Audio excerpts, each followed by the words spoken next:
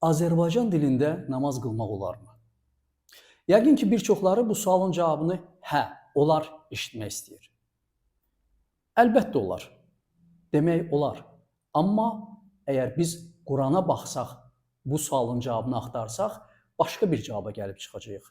Və əgər biz Azərbaycan dilində israrla namaz qılmaq istəsək, artıq bu İslami bir namaz olmayacaq.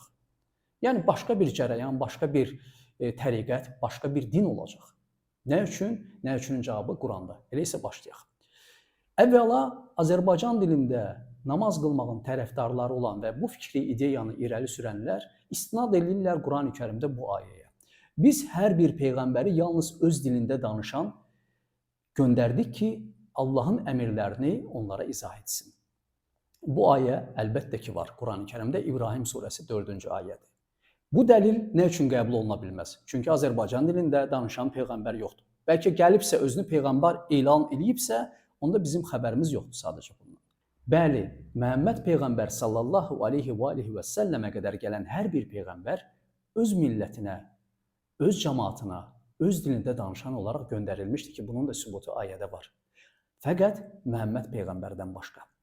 Məhəmməd peyğəmbərin sonuncu peyğəmbər və bütün bəşəriyyətə, bütün insanlara gəlməsi ilə bağlı hansı ayələr var bizə gəlib çatan Quran-ı Kərimdən? Ənbiya 107. Səni də aləmlərə ancaq bir rəhmət olaraq göndərdik. Məhəmməd peyğəmbər qəsd olunur. Sallallahu aleyhi və səlləm və bütün aləmlərdən söhbət gedir. Bir coğrafi məkandan yox, Ərəbistandan yox, bütün aləmlərdən. Səba surəsi 28-ci ayə. Ya Rəsulum, biz səni bütün insanlara müjdə verən və qorxudan bir peyğəmbər olaraq göndərdik. Ayə nə deyir? Bütün insanlara. Yenə də burada bölgü yoxdur. Yəni, bütün toplumlar, bütün ölkələr, bütün insanlar. Digər bir dəlilimiz, Əl-Əraf 158-ci ayə.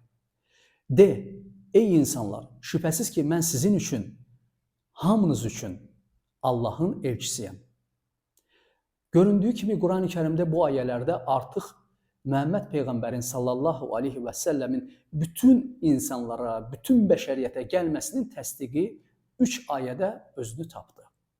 Bütün bunlardan sonra biz əgər yenə də israrla deyirik ki, mən namazımı Azərbaycan dilində qılacağam, yenə də deyirəm, bu artıq bizi bu məcradan, bu toplumların içərisindən çıxarmış olacaq.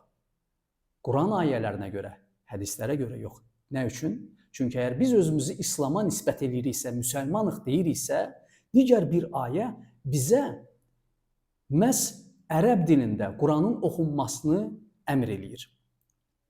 Və bunun təsdiqi də nədir? Yusif surəsi 2-ci ayə.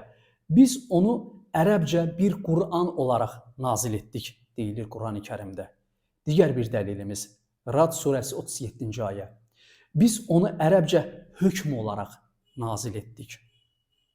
Göründüyü kimi, dəyərli izləyicilər, bütün Qurandan gətirdiyimiz bu dəlillərdən sonra kiminsə bugün çıxıb özündən hansısa bir fikir, İslamda olmayan, Qurana əsaslanmayan, Qurana söykənməyən bir fətva verməsi, namazın öz dilində qılınması ilə bağlı Quran ayələrinə belə ziddir. Məhz Qurandan gətirilən bu ayələrə görə də sonuncu peyğəmbər Muhammed sallallahu aleyhi və səlləmin gətirdiyi İslam, Quran üzərində olan onun şəriəti bizdən ibadətin məhz ərəb dilində yerinə yetirilməsini tələb edir. O da söykənir Quran-ı Kərimdəki az öncə nəql etdiyim ayələrə. Allah sizi qorusun, Allah bizi həqiqətən də İslamı düzgün başa düşüb, düzgün yolda olan insanlardan etsin. Amin.